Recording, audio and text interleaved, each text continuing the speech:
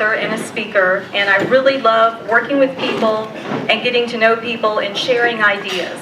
And that's what I'm here tonight for, is to share a concept with you that you can apply to any aspect in your life and throughout your life. I hope that you enjoy it, and I hope you take it with you tonight and use it the rest of your life. So I will be glancing down here. There's so many things I'd like to share with you that I don't want to leave anything out. And a lot of times I won't use notes or anything like that, but I don't want to miss anything.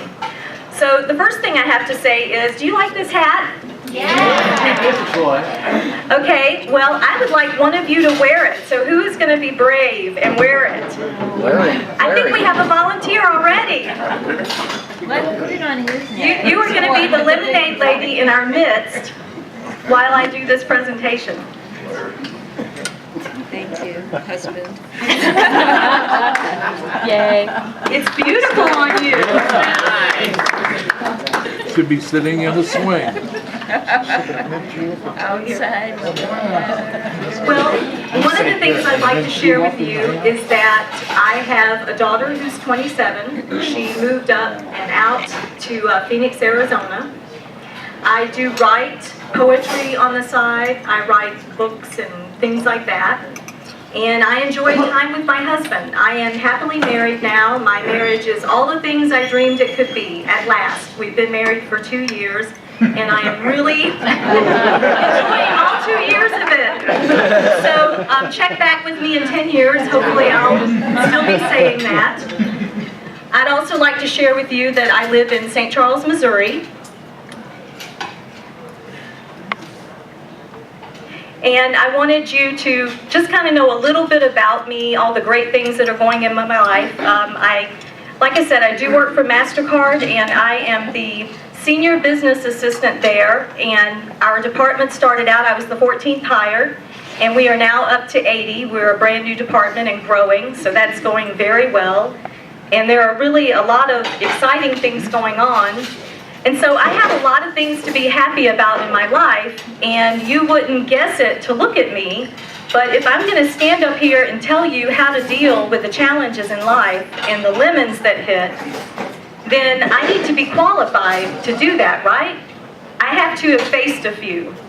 And so I'd like to share with you some of the things that I have faced on this journey that I'm on.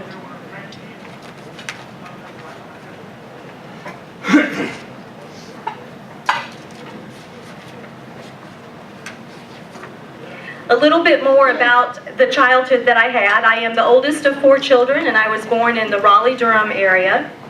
I traveled for 5 years across the road. I was a traveling salesperson and got to see the U.S. I married my first husband when I was 22 years old. I left the road and settled in the Westplex. I worked for Sunshine Drapery for a while and was hired on by MasterCard, and I've worked there in over a decade now. I began creating these workshops and delivering them, and then speaking for organizations like Junior Achievement and United Way and various churches across St. Charles County and other organizations.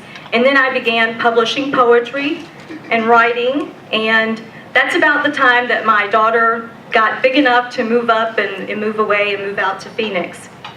I was hired on in 2012 into the new department I told you about at MasterCard. But if you looked at me today, you wouldn't guess where I've come from. Like I said, I'm from North Carolina, and I grew up in a rural community. I actually grew up in a home that did not have running water, believe it or not. We did not have indoor plumbing. I never had a phone in the house the whole entire time I lived at home, and I moved out when I was 16 years old. My mom was a single mom, and she had made a very bad choice about the man she married. She married an alcoholic, and he wasn't just an alcoholic, he was an abusive alcoholic. And he was violent and tried to take her life multiple times while I was growing up.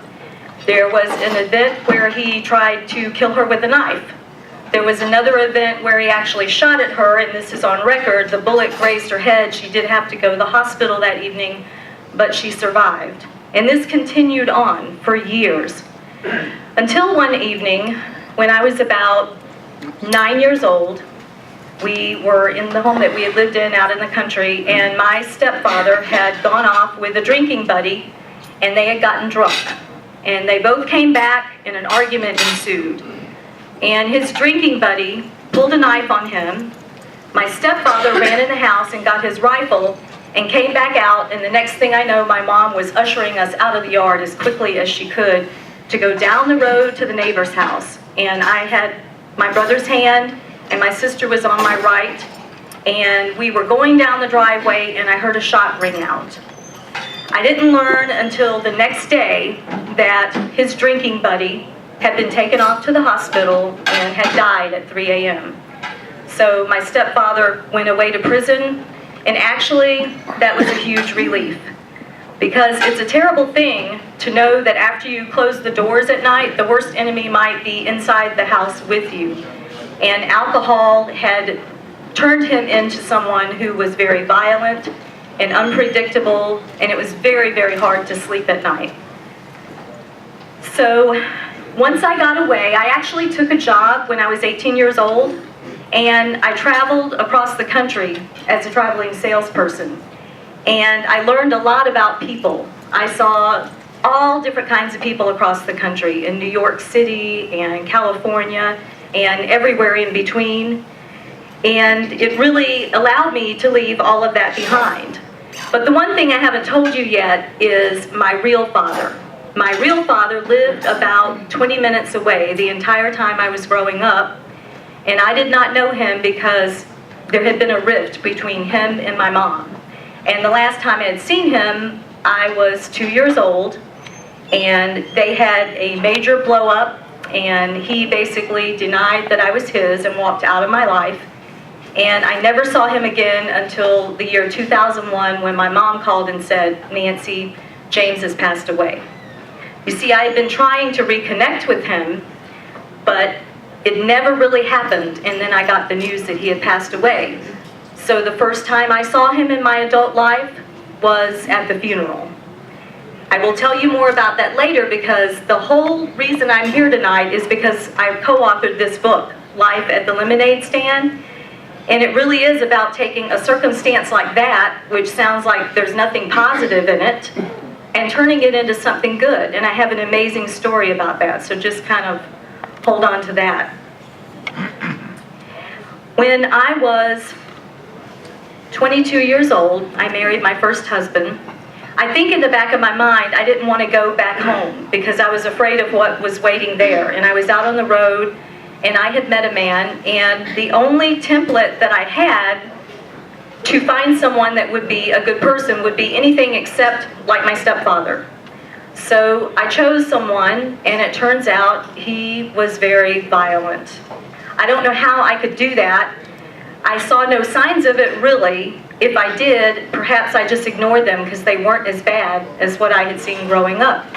So I married a man, and it turns out he was violent, and he did things like slap me, throw me across the room, and break things in our home. Tear things up, break things.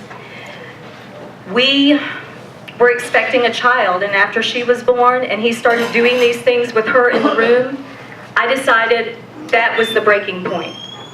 And so I left. I was only about 23 years old, and I was divorced at age 25. Somewhere along here, I know all of this is sounding kind of crazy, but this really happened. I mean, I'm not done with this, and all of these things kind of happened. And the thing is, as I'm telling all of this, some of you sitting out there have had some pretty challenging things too. Maybe even more challenging than everything I've told you so far.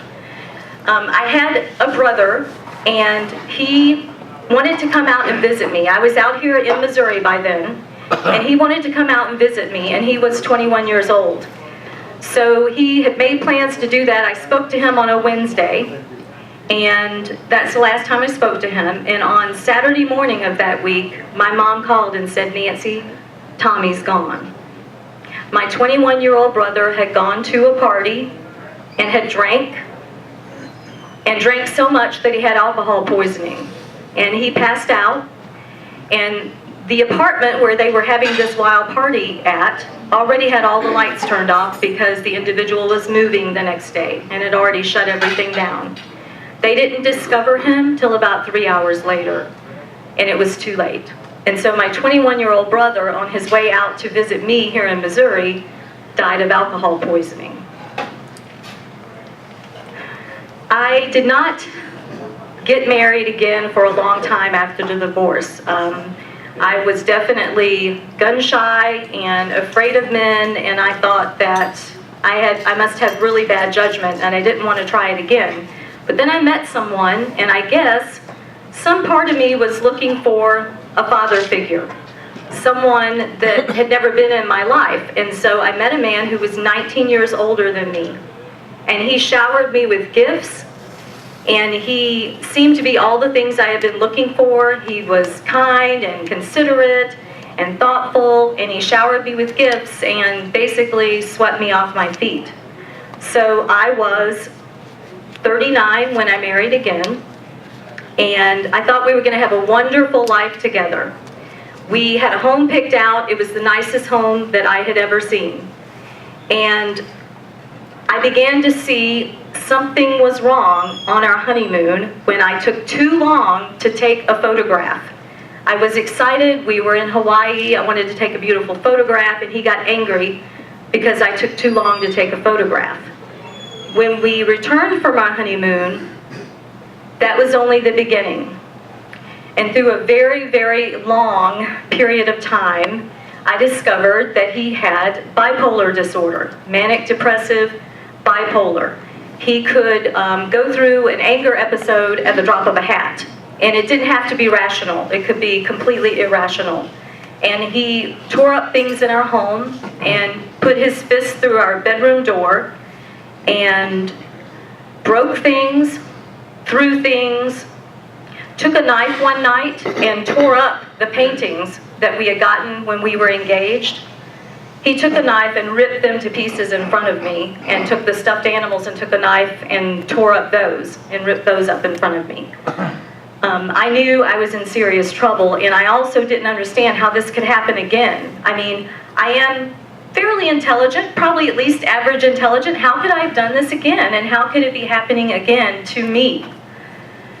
But I didn't want to give up on my marriage. I believed in my marriage vows, and I really did not want to give up. So we went through marriage counseling. He saw a psychiatrist. He took pills, and then he didn't take pills and lied about it. And we went back and forth for several years. I left 3 times before leaving for good. I'd like to share with you the fact that it was hard to leave a beautiful home, the most beautiful home I'd ever lived in, and leave it all behind. It was going to be a battle, I could see, because initially I thought, I have a young daughter, so I think it's only fair that he should have to leave. I've done everything I can. That was the arrangement until he broke in the kitchen window the night I had moved back in. So there was no way I could stay. So in order to leave him, I had to leave behind the most beautiful home I'd ever lived in. I got a small home for my daughter and myself, and I want to let you know that it was hard to be a single mom and only have my resources and to get a home for us, but I found one. I did have to deal with some things that I wasn't used to. There were mice in the pantry. I discovered something else. The mice had been more places than just the pantry. I discovered that when I turned on the oven. So if you can imagine that. So I'm going from the nicest home I'd ever lived in to a home where the mice had been running amok in the house. And so it was difficult, but that wasn't as difficult as walking down the hall one day and explaining to my daughter that since 2 years had elapsed and I finally had the settlement money and I could buy us a home now, that I wanted to buy the home we were in, but the owner was not going to give the price he'd originally stated, and we were going to have to move again. And when I went to find my daughter, I couldn't find her. I looked all over the house. Why? Because she was tired of moving, and she was tired of the upset and the trauma, and she just had crawled underneath her bed and was sobbing. She did not want to move again because of all the upheaval and the trauma and all the stuff that had gone on. So that was harder than dealing with not living in a really nice home. Finally, in 2003, I did buy a home of my own in just my name. It's a nice home. I live there today. I'm very happy with it. And like I said, I am married again since June of 2011. I've shared some of these things with you because I want you to know that I have faced some pretty challenging things, and I know that you guys are facing some really challenging things. And I want to share with you this philosophy that I really adopted years ago because of several people in my life. And one of them, I have to say, planted the seed way back in high school. I had a coach, his name was Coach Hawkins. I was in 9th grade, and at the time, I was very, very upset with what was going on.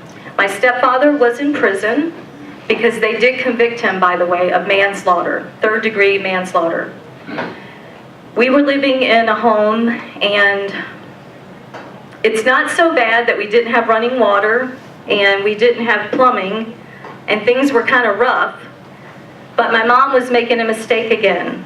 She had found this other man, and he was not abusive, but he was not her husband, and he was staying there in the home, and he was drinking all the time, and it just really, really bothered me, and I didn't know what to do about it. So I wrote a note to the coach. We were all supposed to write a note that day about something that was bothering us. I'm not sure why he was doing that because he was the PE teacher, but maybe he was onto something. He had us all write a note as to something that was going on in our life and our thoughts about it. And I just wrote out my heart. I said, I'm not very happy. I don't like what's going on. I don't like my life right now.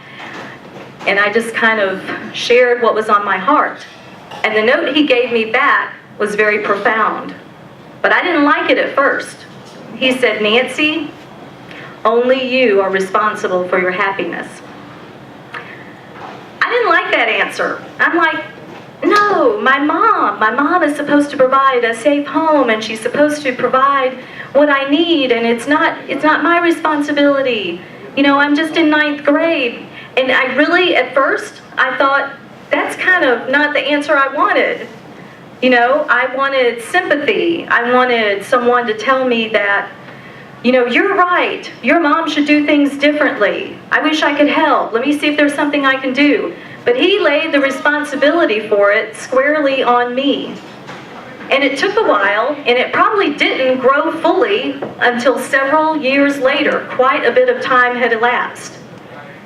I was actually at MasterCard by then, and I was a single mom at the time because by that time I had married my first husband, and I'd had my little girl by him, and he had shown his violence, and I'd had to escape from that.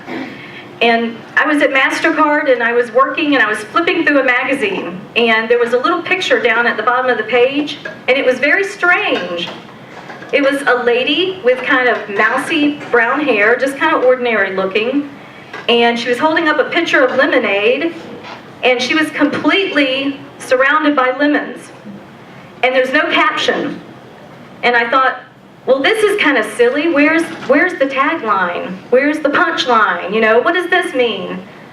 And I just sat there looking at it, and she was smiling. And I'm like, what does this mean? And it hit me. She's making lemonade out of all those lemons. She's surrounded by them. Do you ever feel like that? Do you ever feel like one thing after another, you might feel like you're surrounded by lemons? Because a lemon, as they say, like when you get a car that's a lemon, is not a good thing. It's a bad thing, you know, and you didn't expect it.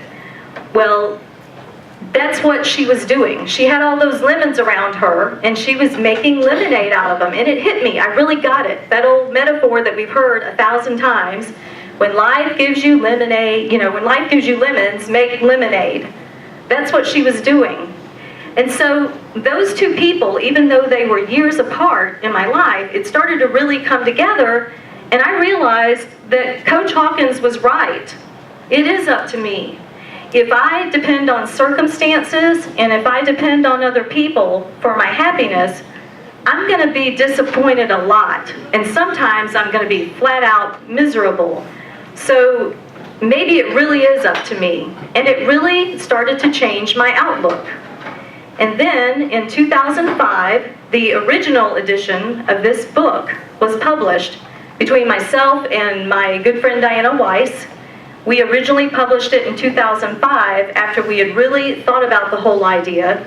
We brought it out in a little paperback edition, which I'll have laying over here on the table afterwards. But I really wanted to make this come true in my own life. You know, you've heard it 1,000 times, but honestly, do we do it? Do we do it when something bad happens? What is the natural response when something bad happens? Do you feel good when something bad happens? No. And you shouldn't, because here's the thing. When something bad happens, you should feel the natural emotions that come along with it. But it's what you do after that that matters. And so this whole idea about making lemonade out of the lemons in your life, this is a conscious process that I'm going to share with you. And it takes conscious effort to do it. But it can be done, and I want to tell you in my own life, I started that day after that little picture finally clicked, and I understood what she was about. Then I started really looking for the good in the bad situations, in the situations I was not happy about, because one of the things that happens when you have a lemon come into your life is that it changes things. It would not have been your choice, but it does change things, and with change comes opportunity. But you have to look for the opportunity, and you have to consciously seek out the opportunities that are positive, that are good. And so it has to be like a really conscious process. And here's the thing too, your mind is designed to solve a problem. So when you give it a problem to solve, it starts to work on that. It's like going in a direction. So you can't go in two directions at once, right? So if you have a